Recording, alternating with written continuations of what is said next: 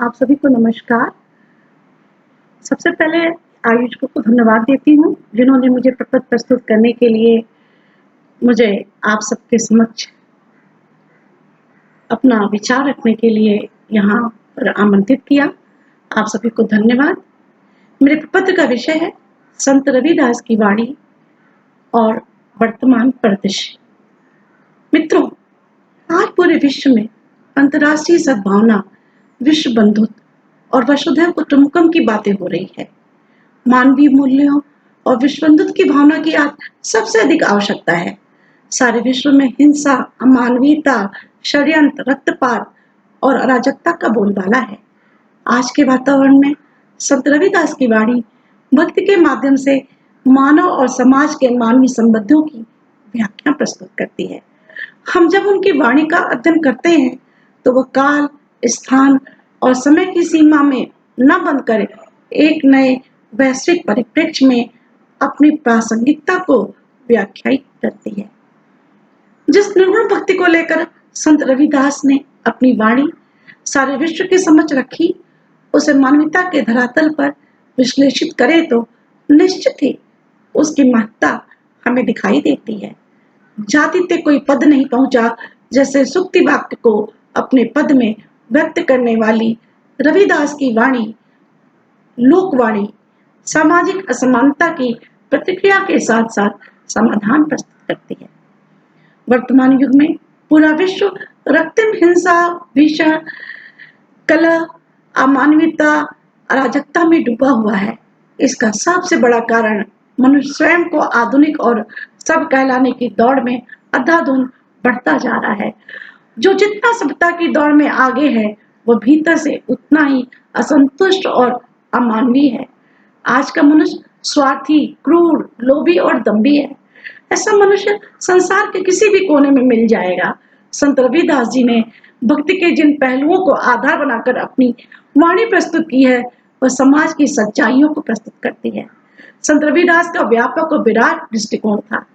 वो प्रेम और समन्वय की भावना को लेकर समाज को एक सूत्र पे बांधने का प्रयास करते थे। किशन, करीम, राम, रहीम, राघव जब लगे एक नहीं पेख्या, वेद कतेब कुरान पुरानी सहज एक नहीं देखा। रविदास जी की दृष्टि में मानव प्रेम का सबसे महत्वपूर्ण स्थान है। वे राम, रहीम, कृष्ण, करीम सबको एक ही रूप में देखते हैं। इनको अलग अलग करके देखने में समाज में वैमनस्य बढ़ता है, इसलिए वो इन सब चीजों से दूर रहा करते थे। संत रविदास जी ने सामाजिक अस्थिरता को कम करने का प्रयास किया है। वे जीवन के साधक रहे हैं। उनकी वाणी और साधना समाज के जीवन के अत्यधिक निकट रही है। उनकी वाणी ने जो अलग जगाया, वो आज के टूटते बिखरते जीवन के लिए बहुत ही मूल्यवान है और आज के संदर्भ में उतना ही प्रासंगिक भी है। जो बात आज से 600 वर्ष पहले उन्होंने अनुभव की थी, आज भी उसकी गहराई और व्यापकता बनी हुई है। संत रविदास जी ने जीवन और जगत की वास्तविकता को पूर्णतः पहचाना था। उनका युगबोध और आत्मबोध दोनों ही अत्यंत सूक्ष्म, तत्वपूर्ण और विस्तृत थे। उन्होंने जो भी उपदेश दिए वो दूसरों के लिए नहीं थे, बल्कि जीवन की अनुभूतियों को उसमें उन्होंने व्यक्त किया। उनके नैतिक मूल्य बाहरी नहीं थे, वह जीवन के निष्कर्ष में रहे हैं। उनकी वाणी में जो भी सामाजिक तत्व मिलते हैं, वह समय जनजीवन को सउद्देश्य बनाने के लिए प्रेरित करने वाले हैं। रविदास एके ब्रह्म का होई रहियो सकल पसार, एके माटी सब घट सके तजय, एक सब तू सर्जनहार। आज भी जाति, वर्ण, वर्ग भेद, धार्मिक कट्टरता, अहंकार, लोगों में मोह की लिप्सा, आंतरिक शांति से अधिक बाह्य की चमक दमक आदि जैसी उलझनों में लोग उलझे हुए हैं।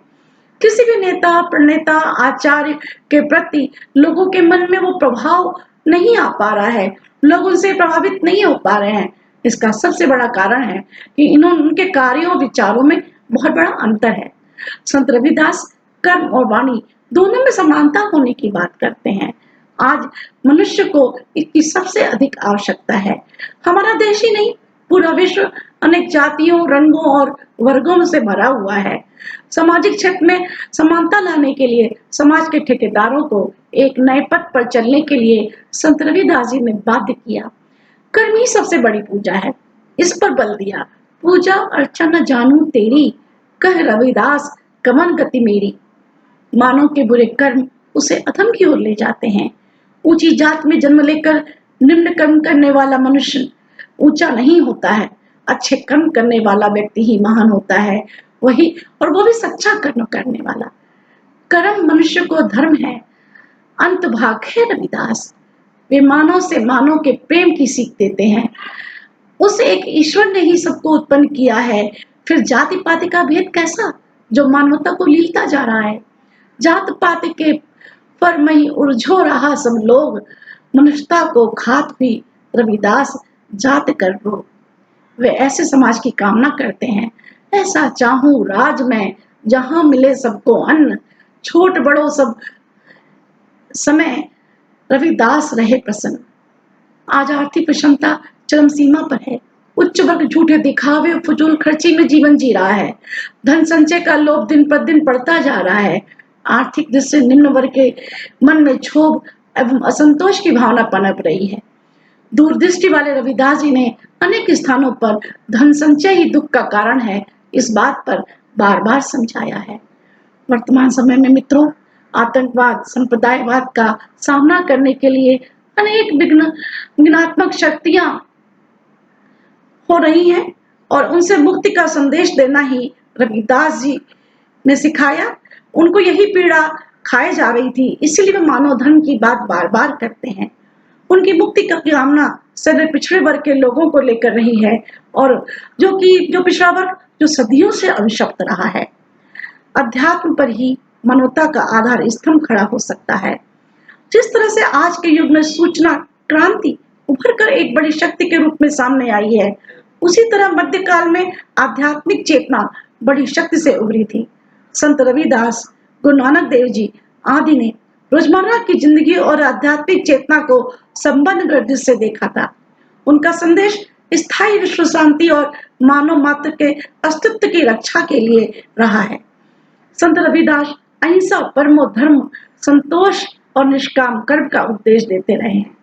मित्रों, वर्तमान युग में हम जिस दौर से गुजर रहे हैं, हमें अपने संतों और गुरुओं की वाणी की ओर एक बार पुनः दृष्टिपात करना होगा।